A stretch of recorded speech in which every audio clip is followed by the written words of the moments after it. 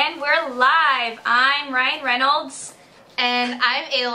I have a special co-host today. You're gonna have to watch the video to find out what that means. That's how you know we've made it. This is podcast number 5 of Girls in Goal. Yay! So we're gonna start off with Dynamo news as we always do. Before we get to all the juicy stuff, I suppose, tickets are on sale for the Galaxy, Valencia, and Dallas games. Those are all going to be really big games. So if you want tickets, you should call the front office. And of course, if you want a season ticket package, they're available for those. And that way you don't have to worry about buying individual tickets. We'll move to something that we're just going to do a blip on. If you haven't heard, Colin Clark got his punishment. If you haven't heard, you've been living under a rock. But he was suspended for 3 games, fined an undisclosed amount, and he also has to complete some additional sensitivity training. So that's that. Rumblings are that it was a hefty fine. Yes, so. And I'd just like to point out that I believe this is the first time that a professional athlete has been suspended for homophobic language. I know Kobe Bryant, who just kind of did the same thing with a ref, he only got fined. So I think this is probably one of the biggest punishments, and I definitely applaud the league for that. So in any case, it's time to move on. I'm done talking about it. I'm sick of talking about it, so we're just going to move on. It's over. On to more juicy Dynamo news. Adam Moffat also got suspended for 1 game for a quote-unquote reckless tackle on Alonso. Is that? Yes, it was on Alonso. And before we really get into it, I want to say, you know, snaps for Moffat that he totally owned it, and he didn't try to make excuses for himself. He just straight up said, you know, I didn't realize it was that bad, and I'm sorry, and I won't do it again. So good for him. However, I think this suspension is crap. Yeah, I'm inclined to agree, simply because I think that if it was a tackle that warranted a suspension, the ref would have given it a red. Absolutely. Soccer is a contact sport. Nothing. If you watch the challenge, nothing malicious about it. He wasn't going after the guy to hurt him. He didn't. He got the ball first. Yeah. So his foot just happened to roll over the ball with his tackle. Accidental at best.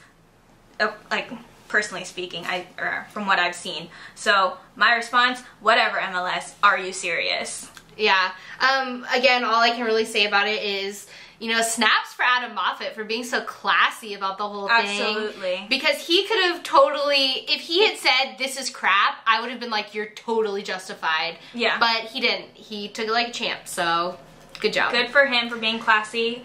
I'm not quite as classy as Adam Moffat. we can't all be Scottish and wonderful. I mean, that's just too much to ask. In other just kind of miscellaneous Dynamo news, members of the MLS disciplinary board were in town on Monday. Why, it hasn't been disclosed yet. Apparently there was a disciplinary meeting in Houston. We're hearing that report from Mr. Ortiz, who reports on the Dynamo for the Houston Chronicle. So, you know, we don't really know what it's about, but all I can think is, what the hell else did we do? At this point, like, I don't even know. I'm really interested to find out. You've suspended half of our midfield. Leave us alone, MLS. I mean... okay, so on to more warm fuzzies. BBVA is looking amazing. Yes, there's a new picture posted actually today, and also Brian Ching's manager posted some videos walking around the stadium, and they're really good, so you should check those out. If anybody at the Dynamo front office is listening to this and can hook us up with a tour, we will totally hawk you guys for the rest of the existence of this podcast, meaning the rest of our lives. I would do terrible, terrible, unholy things to get a tour of that stadium. I actually would probably be right alongside her. So, dear God, if I can get a tour, dear God. That aside, I mean, I'm not trying to push you into anything, but... Just, we're really nice, and, you know, we're a lot of fun, so it'd be a good time. Moving on. Kofi Sarkodie is training again! Yay, Kofi! He suffered a little bit of a, I heard he was playing through Olympic qualifiers with this with knock. an injury. Yeah. Yeah. So kudos to him. I mean, but you know, no excuses for any performance of his during the qualifiers. Yeah. But I mean, he's training again. Hopefully it will, you know, hopefully he'll just get better as time goes on, get a little bit more game fit. The only question I have to ask is, where's my morning Kofi? If you keep up with the Dynamo, you know that last season Kofi did a little web show called Morning Kofi, and I looked forward to it every week, and I don't have it this season. Yeah, I mean, I love Tally Hall, but behind the wall is not doing it for me. No, don't. I mean, we're suckers for goalkeepers, obviously, but Morning Kofi was so good. And it was every single week. It was so good every week. And, you know, he promised us some big things, like he got Brad Davis to Dougie. If you went to Robertson, you saw him Dougie, and it was good, and I loved it. So, you know, where's my morning Kofi? Yeah, Kofi, we're still expecting big things from you this season, whether it be in orange for the Dynamo or on morning Kofi. Either way. Either way. I mean, you'll be wearing orange regardless, but anyway. The Go for Goal 5K registration is still going on. All of the girls in goal are doing the 5K, yes. And come join us. If come have fun with us. If you're in the Houston area at the time, then you should do it. It benefits a great cause, and you'll get a free game voucher. Yes, in your, for the Timbers. I believe it's the Timbers. I don't know if it's the Timbers, but you'll get a free game voucher for a future game for the Dynamo at the new BBVA. Speaking of raising money for good causes, Jeff Cameron's 20 for 20 page is up, and last year he, you know, all his stuff was really fun. He had a FIFA tournament, and he did a couple other things. This year he's doing another FIFA Street tournament, which, by the way, if I were you, I wouldn't sign up for that until I've actually played FIFA Street, because I played a demo of FIFA Street, and it's way harder than FIFA. I'm just saying. Practice your stuff before you go into it. Don't embarrass yourselves. Yeah, you don't want to embarrass yourself, because I heard that Tyler Derrick kicked some major butt last year, so I don't know what's going to happen this year. Also, he has a charity package, which basically means you buy a ticket to a game, and in addition to the ticket, you also get a t-shirt, and usually you get a meet and greet. I'm not sure if he's doing a meet and greet, but it's for the Timbers game. So that'll be a good game. And this year, very, very exciting, Jeff Cameron is also doing a celebrity pour. Oh, God. I am so excited. This is the first year that last season, I was only 21 for part of the season. So I missed all the really fun 21 plus stuff. Yeah, I didn't have anybody to go to the 21 plus stuff with last year until Ayla turned 21. So we're both really excited that we actually have friends to go with.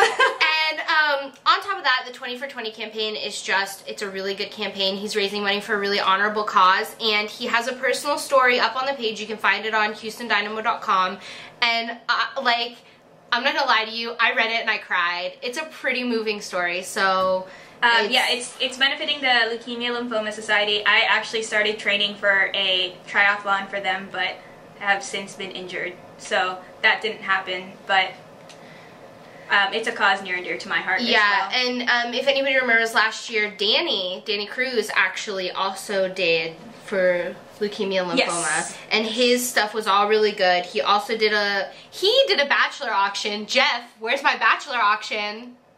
Jeff, we would like to buy you. Ivannah won Jeff last season.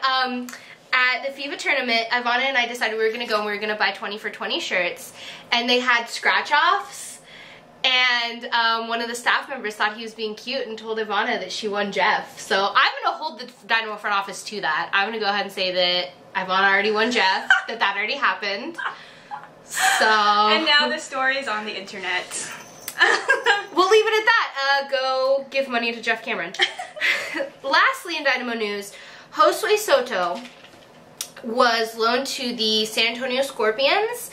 San Antonio Scorpions are the newest national team, and they are in, you guessed it, San Antonio.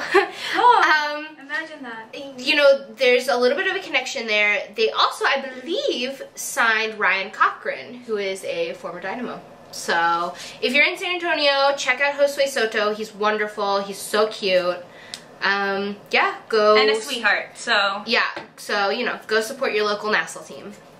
Okay. I guess we're moving on to MLS now. Should we start with the listener question? First we're going to we got our first question. We got a listener question, guys. So, shout out to John, whose Tumblr URL is jthrills with a Z. Important. So, hey John. And his question was kind of a multi-part question, and it's a good question. His first part was, how do you ladies feel about the All-Star game, and should there even be an All-Star game? And in parentheses, he put, not having one would avoid injuries, which could be said about any sport. So, Ayla. Yeah, I'm going to go ahead and start by saying that I think as an American sport, we kind of need All-Star games. It's part of American sporting culture. It's a way for our country to make this game part of our culture. So I think that it's really important on that level of kind of ingraining it in everybody's minds as an American sport, not an international sport that we dabble in. And I think that's really big for it. I mean, you know, and the teams are so-so. When we put together an all-star team, I don't think anybody expects it to be fantastic because, you know, like he said, it does come in the middle of the season and it's hard. It's hard for these players who've been playing against each other to kind of all of a sudden unite and become this team. And it does take players out of season play. However, it also gives Americans an opportunity to see these huge teams that they wouldn't necessarily otherwise see, and it brings more publicity to soccer, which is something that we definitely need in this country. So, I mean, it's hard because he's right. It totally does injure players that don't need to be injured, but at the same time, I think that what it's doing for soccer in America outweighs that. Well, I love All-Star games, love All-Star games. I've been a huge sports fan for my entire life, and they've always just been part of any sport that I've gotten into. And, you know, like you said, they're an American institution when it comes to sports, and it's great to get, you know, the best players together. It's fun to showcase their talent and stuff. So, and we do get to vote for the All-Star team, which is kind of turns into like a fun little rivalry. Absolutely, and you know, there absolutely should be an All-Star game, especially like you said, if we want to integrate it into American sports culture.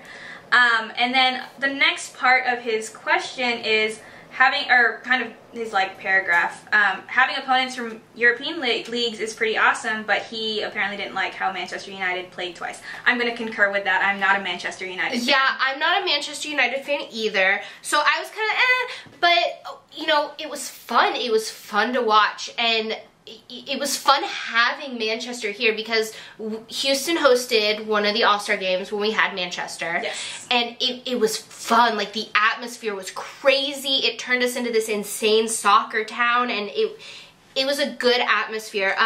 Luckily this year we got Chelsea.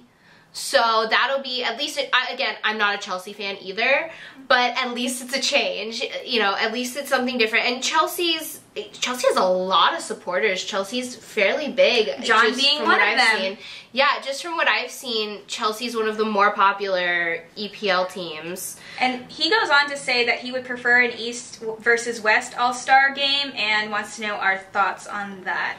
Yeah, I think that would be fun, especially because we've the way that the new system, because of our uneven playing schedule, we don't get to see as many East versus West clashes anymore. Right. So I think that would be really fun. You know, just going back real quick, a note that I noticed on my pad. As far as the All-Star game, it gives us as soccer fans an opportunity to play these big teams, and for MLS teams, it's kind of their only outlet besides international friendlies to play a big team like this if you're an individual player, because, you know, Real Madrid won't play international friendlies. They play LA because there's a contract, but they only played them in the, like, Herbalife challenge. It wasn't a friendly, it was part of a tournament. And the same thing with Barcelona. Barcelona came over here, was it last season or 2 seasons ago?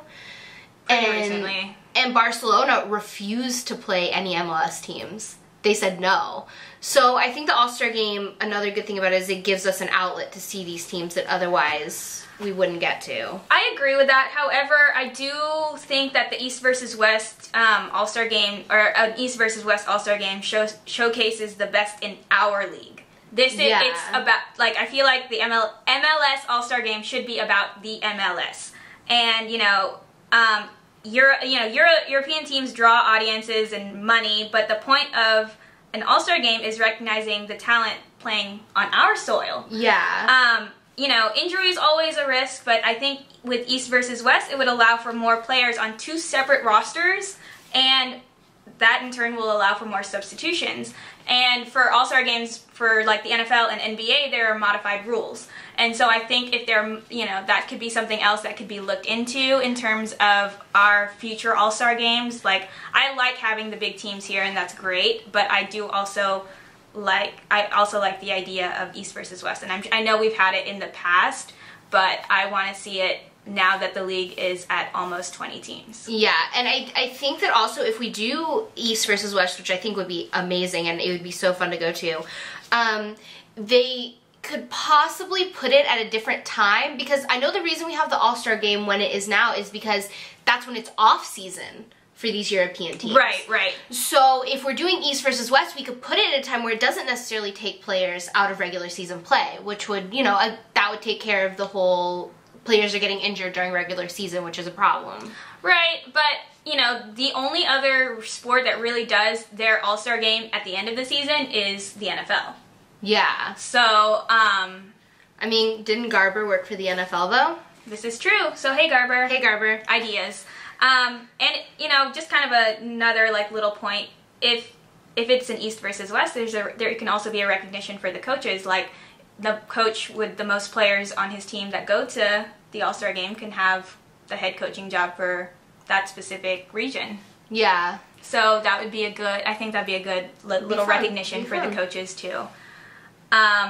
So thanks, John, for your question. If you have any other discussion points for us to talk about like this, please send them our way. We enjoy them. We like having you guys involved. Yes. So, and he also, he pointed out that Bieber also went to Stamford Bridge and kicked it with Chelsea. So good for you, Biebs, except you're kind of a soccer team whore. I think you need to pick one and stick with it.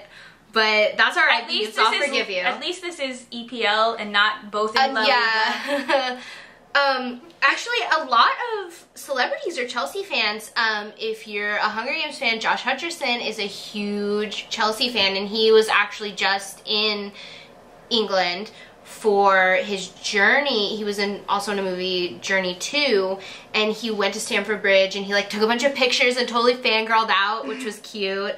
There's a ton of celebrity soccer fans, which I think is really great for the league, so that's great, yeah. And, brings attention to soccer in this country. Yes, I guess we'll move on now. Speaking of celebrities liking MLS teams, I don't know if, One Direction wearing Revolution jerseys was any sort of good luck charm, but holy cow. Holy crap. Actually, this is, overall the MLS entirely. Holy crap, what happened? Oh my god. Okay, so I guess since you started talking about it, we'll talk about the Galaxy Revolution game, which was, I actually watched this game, live, real time, and the Revs beat the Galaxy 3-1. Bad! They didn't just win, they kicked their asses. Oh my god. The first thing I wrote down was, because it was so, I got so much joy from this game. So much joy.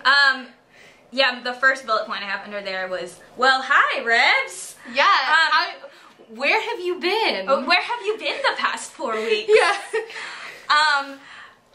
2 goals in the first 13 minutes is really impressive. Also of note, there was no Benny Feilhaber this game. No, there wasn't. I don't know if that bodes well for Benny. But, I at least personally am a really big Benny fan.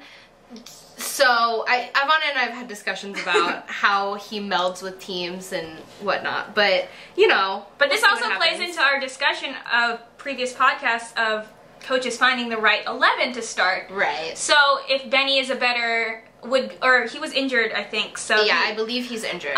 So if his impact is greater coming off of the bench, then that's how he should be played. Regardless of what his, status is. Yeah. Okay, but no Benny. The LA backline was a complete mess. They looked like fools. I don't know what I'm in shock. I'm a little bit in shock. Honestly. The first goal shocked me, and then the second two kind of made me laugh. Yeah. I was definitely just like, this is hilarious. This is hilarious. Not that I hate LA is not my favorite team in the league, but I don't wish malice upon them. No. I don't, every week go in saying I hope they lose. It's just we both picked LA. We both picked LA, and none of the people that turned in picks for last week picked the Revs. No. So it's not like we don't think LA is good. The thing is, the reason it was so funny and the reason it was just crazy is how the great have fallen. And it just honestly shows that the MLS Cup is still anybody's to win. They're not going to, as defending MLS Cup champions, they don't have it in the bag. No. So. They are, and I mean, if you look at the standings this week, which you can totally get on the score sheets that are available now, they're 8th in the West. They have 3 points. That puts them below, they're only 5 teams below them in the entire league. Ouch. I mean, it is early in the season, so it's not really an indication of how they're going to play out the rest of the season, but it's still crazy to think that the defending MLS champions are 5th from the bottom. Especially when, as MLS fans, I think everybody's so used to seeing LA at the top of the standings consistently. So it is a definite shock. Yeah, LA totally looked like fools, and on top of that, Robbie Keane, he had a lot of good chances, and he couldn't really make anything work. He couldn't really make anything work. If we're gonna talk about absentee players, there was no Landon Donovan for the Galaxy, and David Beckham was pulled at halftime. Yes. While Beckham was in the game, he did have one really good shot. It was from a corner, and Reese, is it Rice? Reese. Mm-hmm. That was a big save from Reese. So, oh my God, snaps for Reese, because that was a huge save, and I thought he did really well, and I was beyond impressed. Exactly. I'm pretty vocal during soccer, any sports games really, but I stood up and yelled at the TV when that happened. Kudos for Reese for that save. Was it a Save of the Week nominee? I hope so. I haven't looked, but I hope so. This is kind of one of those games where the entire LA team was in shambles, but when you look at it, you look at Reese making that Beckham save, which was amazing, and then you look at the Sounders blunder that led to one of the goals. Saunders. Mm-hmm. One of the goals from Rowe, who I love. He was one of my draft picks that I was hoping for, that I wanted. But yeah, you look at his blunder and you look at the saves that Reese was making, and you can tell why they lost. Saunders, it wasn't just that goal though. I think with all of them, Saunders could have saved them. He made costly errors and gave second chances where he should have just fallen on the ball or caught it. Although it's not necessarily fair to blame him completely, because you look at the whole team and they were completely in shambles. Yeah, Robbie Keane should have finished more opportunities than just the one that he got. So, but I think to take away from all of this, the MLS Cup is anybody's to win. And the MLS, just in general, there's no excuse to go into a game thinking it's an easy win. Absolutely. And that's the same for soccer anywhere. That's why I love, we love this game so much. Anything can happen. Anything can happen. It's exciting. So, props to the Revs for that one. Yeah. So, good job, Revs. Another kind of shocker for this week. Holy hell, DCU. DC Hey there! Hey. Welcome to the 2012 MLS season, DC United. That first goal was so hot. Oh my god. Oh my god. Honestly, with that goal, it was literally like once you pop, you just can't stop. They were on fire, unstoppable, untouchable. It was crazy. Oh my lord, I don't even know where to start. Yeah, I'm still so flustered over this goal. Are you serious? I thought that it was really funny. Ben Olsen said something along the lines of like, well, we got cute. Well, keep being cute because clearly it's working. They got cute after that first goal, I think is what, I don't remember what the context of it. I think I tweeted about it, but anyways, so just, I guess, player notes now. Dayro, I have a bullet point here that just says Dayro, period, that is all. Yeah, I mean, he's amazing wherever he goes, and to be traded as many times as he was last season was kind of crazy, and he proved again last week that guy earns his paycheck. Yep, he got 2 assists this game, both to Maicon Santos. Yes. And he had several opportunities of his own. One in particular was a screamer right before the first Santos goal, and it hit the post. And you saw Kevin Hartman just, you know, scrambling for that ball. He was so scared. He was so scared. And I love Kevin Hartman. Obviously I'm from Houston, so Dallas is nowhere near my favorite team. But I actually really like Kevin Hartman. He's one of the few players that I'll tolerate from Dallas. So the first Maicon Santos goal, all I have is OMFFG. Yeah. And all caps. Oh my god. I feel like we should have something more substantial, but if you watch the goal, if you saw the goal, you'll understand. And if you haven't, go look it up. Go look it up because oh my god. And his second goal was not, I mean, it was impressive, and it showed his versatility. But that first goal. You know, kind of moving on, the goals were super impressive. Don't get me wrong, DC, snaps for you.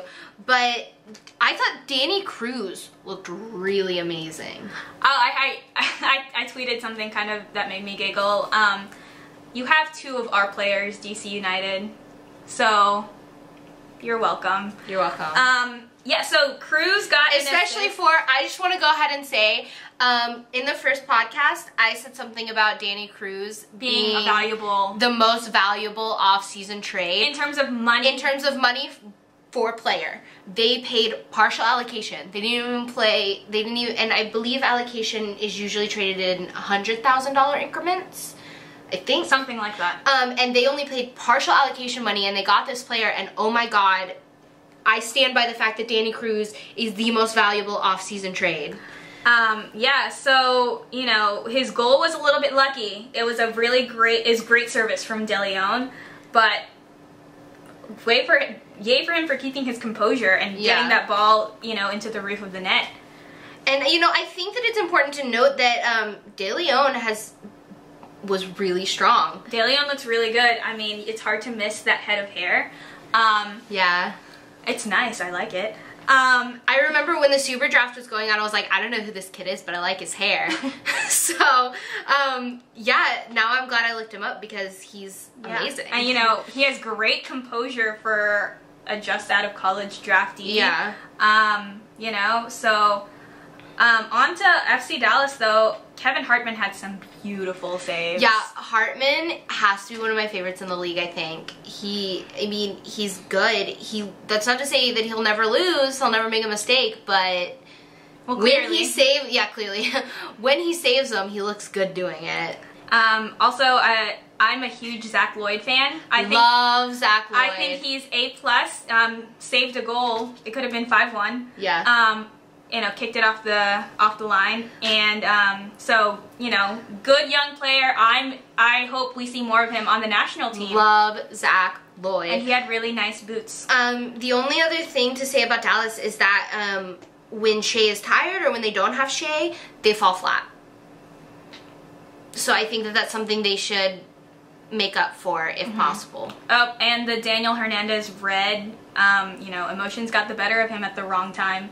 honestly. Yeah. If you look at like the statistics, Darrow had more fouls committed than Daniel, which is kind of strange considering Hernandez got sent off. But yeah, well, and Hernandez is, I believe, typically known to be a more hot-headed player. So while he's good and he's technical and he won't really commit a lot of fouls, when he does commit fouls, they're because he's being hot-headed. So it happens. It happens. But anyways, but yeah, that was a good game. I watched that game in real time as well. So that was a fun game to watch. I guess we can move on to Toronto versus the Crew. Ouch, Toronto, 0 points out of all your games. It's strange to me that Toronto's more successful in the CONCACAF Champions League than they have been in the MLS this season. I feel like all their focus is on the Champions League and they're not producing in the MLS. I mean, the biggest note I have about this game is I honestly thought both sides looked weak. I didn't think that one side necessarily looked better than the other, but Toronto clearly has other priorities and it's showing. So Bernardo Honor capitalized on a defender mistake and scored. Yeah, although for Toronto, what I will say for them is there was a penalty kick awarded to Harden, and... Was it to Harden? Oh, yeah. Koshik or Kosick? Kosick? Kochik, I think. Okay, well, that was a really good save, and I really liked it. Goalkeeper's rep, because... Yeah, we love the goalkeepers. Yeah, it was a really pretty save, so good on him for that one. Unfortunately, both teams looked weak, and one of them was just a little less weak than the other. One of them, well, I don't know about that, but, you have an opportunity and you capitalize on it. Yeah. So, moving on, that wasn't that exciting. No. The New York Red Bulls versus Montreal. Holy hell. Yeah, I put, again, holy shit. Again. The Henry hat trick, plus the 1 assist, which are important. That was nice. Yeah. I don't have a lot of notes on this, but it was just... the only notes I have is that I'll go ahead and say, New York have found their form. Their 11. Yeah, what I said in the beginning was that they have all these stars, but they haven't put them together. Well, they put them together. Henry's looking unstoppable. Good on Dax McCarty for drawing that foul that led to the Cooper goal. Oh, I thought Kenny Cooper looked really good in that instance. Also, just a note, I believe it's Tally Hall that has said that a goal before halftime can cripple or make a team. And it's so true. I mean... How poetic, Tally. I don't think he used those specific words. Oh, okay. But,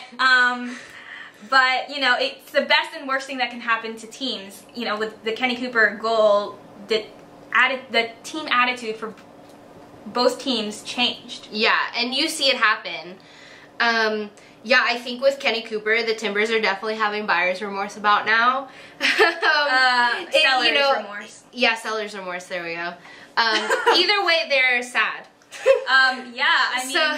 Which was obvious in their game against Real Salt Lake this week. Yes. So close. Moving on to that one. First bullet point, WTF insanity.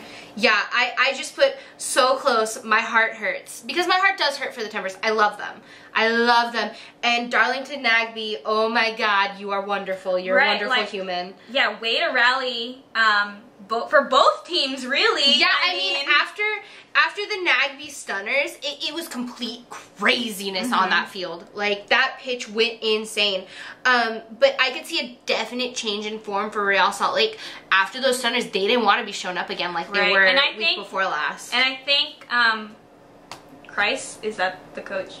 Yeah. He made some really good substitutions. And this is how you substitute, Caleb Porter. Real Salt Lake. This is how you substitute. They went in and the subs made all the difference. That's what happened. And the only other really bullet point that I have is Portland really has to play all 90 minutes of soccer. If they have disappointing starts or disappointing finishes like they have been, they're going to have a disappointing season. Yeah, I mean, all I can say is they looked real good in that first half, which is something that they don't usually do. So I think if they can put together looking good in the first half and looking good in the second half, then we'll have a team. But that's not to say that I don't love them and I don't think that they're talented, because that's one of the reasons that I do like Portland as much as I do, because I think that they're a very talented team, and I'm just waiting for them to come out and prove it. Hey, Lavelle, we're still waiting for a goal. We're still waiting. I expect it this season. Okay, so I guess other like minor notes. The Philly Vancouver game, womp womp. What a letdown. I was looking forward to this game so much. I thought it was gonna be a total grudge match, and I was so excited. And then I noticed that it wasn't gonna be broadcast, and I was so sad. Well, now whatever. It didn't even matter. It wasn't broadcast. Seattle versus San Jose. Wando penalty. Whoop whoop. Yeah, Wando. You know, I made the comment last week that we praise Wando, we praise him, and then we don't pick his team to win. Well, we should have picked his team to win. Right. I don't think Seattle played their best, obviously.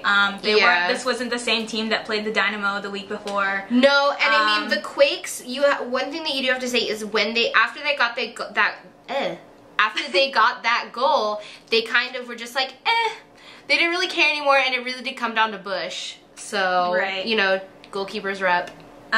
We love the goalkeepers, which is, I guess, the reason for our... There you go. Our name. And then on to the Colorado versus Chicago Rapids game. Fire. The Rapids pulled it together post-New York game. Yeah, you know, like I said last week, they didn't want to get shown up. That's why I picked them. They contained Oduro. He had, you know, maybe a few chances. Yeah, and when he did have his chances, they were good, but he didn't finish it. I think there was a good showing from Chicago, but you could just tell the Rapids wanted it more. Well, I think their backline looked a little gassed, honestly. The Rapids? No, for Chicago. Yeah, okay, yeah. I think Chicago's backline looked really gassed. I think, well, that's what I wrote for, like, the entire team. I thought that they looked gassed. Yeah. Just completely not there. You know, the goal, and a goalie error led to goal number 2. So, I mean, goalies, clean it up. Yeah, we're repping for you guys, but you have to keep it clean. You gotta keep it clean.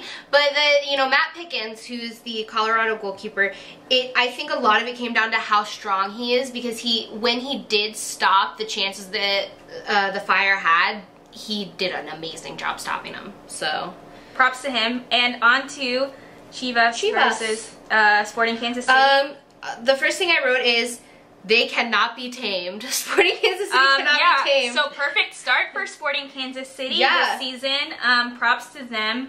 Chivas' work in the final third needs work. They had chances. They need to finish. Yeah, they need to work on their finishing, and they need to work on their their mid keeping that possession, because it's just not happening. Again, CJ Sapong just completely dominated. And Graham Zusi is so good. Yeah. Also, there was a really good corner that came in from Kamara. One thing that you can credit to Chivas this game, because they made a lot of mistakes, is that when Kamara sent that corner in, Kennedy made a really good save. And Dan Kennedy is a Girls in Goal favorite.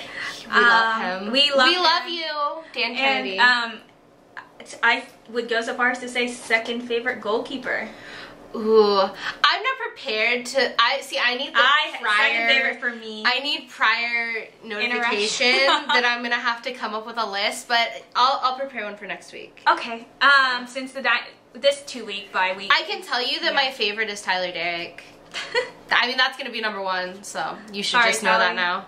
It's a different list for me. However, defenders need to clear better and help Dan Kennedy out. He can't carry the entire team like that. Giselle moment. Yeah, I'm having a lot of those, aren't I? Yeah. Anyways, so on to a little bit of national team news. Herculez Gomez is playing in that CONCACAF match versus Toronto tomorrow. It's at his home stadium, so I'm picking Santos Laguna to win that one. The U.S. women are playing in the Kirin Cup Challenge in Japan. They tied with Japan a few days ago, and they beat Brazil this morning, or afternoon there, but this morning broadcast with goals from Carly Lloyd, Shannon Box, and Amy Rodriguez, so good for them. And overseas for our men, Eric Lehigh got his first start since coming back from injury for Aston Villa. I love Eric Lehigh, so do I. And he got an assist and a goal in his first game as a starter back. Right. So yay for him. I mean, they lost, and it was against Chelsea. Mm-hmm. They lost the game, but welcome back, Eric Lehigh. Well, and I mean, Aston Villa is going through some tough times right now. If you hadn't heard, their team captain was just diagnosed with acute leukemia. So they're kind of going through a little bit of a rough patch, so it's nice to see some good news for them. Absolutely. You know, Deuce scored and assisted for Fulham. No surprise. Duh. And Josie Altidore scored for AZ Alkmaar. So good on our guys for, you know, for representing the United States. Go America. America. America. So I think that's all for Girls in Goal this week. We can do our picks. Oh, our picks, right. Okay. Which, by the way, Ivannah and I both totally sucked it up last week. Just in case you were wondering, we both totally sucked it up, and everybody who played with us completely beat us, so good for you. Good for you guys. I have to give a quick shout out to our weekly winner, Moira. Scored 22 points. 22 points. I want to point out Ivannah and I got 10. So, there is that. But also I want to, I know she's a Revs fan, so, but she picked LA, so sucks. Oh. But good on your Revs. Okay, so. Bittersweet then. Bittersweet, but yes. So we'll go on to next week for our picks, which you can download the score sheet now, make your picks. You gotta email them into us ASAP this week just because there's a game tomorrow. Right. So you have tonight and like tomorrow during the daytime. Yeah. The first game tomorrow is the Real Salt Lake versus Montreal. I picked Real Salt Lake. I picked Real Salt Lake. They're at home and they're good. So those are my two reasons. Yay, Rio Tinto. Okay. Dallas versus New England. Oh God. Revs. I picked the Revs. I picked the Revs. I think that Dallas, they're obviously tired. They've obviously got something going on in that team that's not working for them. And the Revs obviously has something in their team that's going for them. And I think that they're on kind of like an emotional high. So I think so. I think it'll carry over. Yeah. Hopefully it'll carry over. For Montreal, okay, Montreal plays twice this week. Yeah, they play the 4th and the 7th, which is insane. It's a quick turnaround. Yeah. For that reason, I picked Toronto. I picked Montreal. I think that Toronto is not focused enough on their MLS season. I mean, I agree with that, but I think Montreal is still so young that they're going to have a difficult time with this quick turnaround. Yeah, but they are at home, so that might help them. I don't know. This one was a hard one for me because I think it'll be a tie. Yeah, but we don't pick ties. So I went ahead and picked Montreal. Okay, and then Crew versus New York. I picked New York. New York. I think Henry and I think Henry and Cooper and if you're watching the video, we can see ourselves. That's why we Henry and Cooper and Rafa Marquez are just on fire. Yeah, they can't be tamed.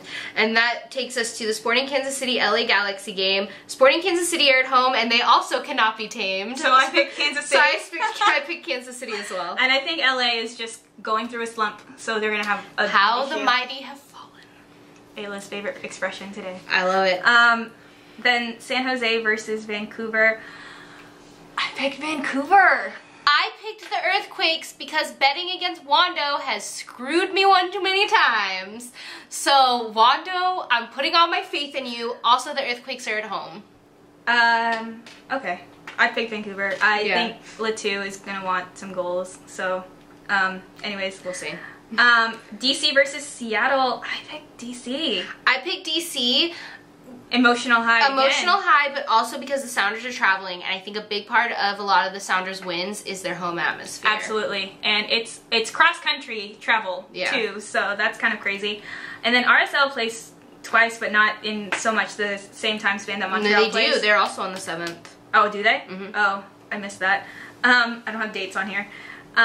So RSL versus the Rapids. I picked RSL. I picked the Rapids because I think they're going to want redemption a little bit. Like, I think they're going to want to prove that they can beat Real Salt Lake on the road. Wow. I think Colorado is one of those teams that I think they kind of always want to prove themselves. And it worked for me last week, so there you go. There's that. And then Portland plays Chivas. I picked Portland. I picked Portland as well. Lavelle? Don't let me down. Don't you let me down. I think after that heartbreaking loss to Real Salt Lake this week, they're going to want to come out, you know, on fire. Yeah, and I do also think that even though Dan Kennedy is amazing, I don't think that Chivas' backline can handle Darlington Nagbe. Absolutely. So there are our picks. Make yours, email them to us, send them to us in our ask box. And you know, you are playing against other people. There is myself, Ivannah, Mandy, who we heard week before last, Ashley, Haley, Moira, who won this week, and Alicia. So we've gotten a good handful of people to come play. Pretty good league, so come play with us. Come play with us. It's not as complicated as fantasy soccer, so no, just come pick teams. And you can play whenever you want. Play whenever you want, whatever. So, whatever. Okay. Anyways, that's Girls in Gold this week, and we will see you guys next week. Next week? Is it? Oh. We'll leave you with that. We'll leave you wondering how soon it is that you're going to see us. So, you know, go ahead and think on that. All right. We'll see you guys soon. Soon. All right. Bye.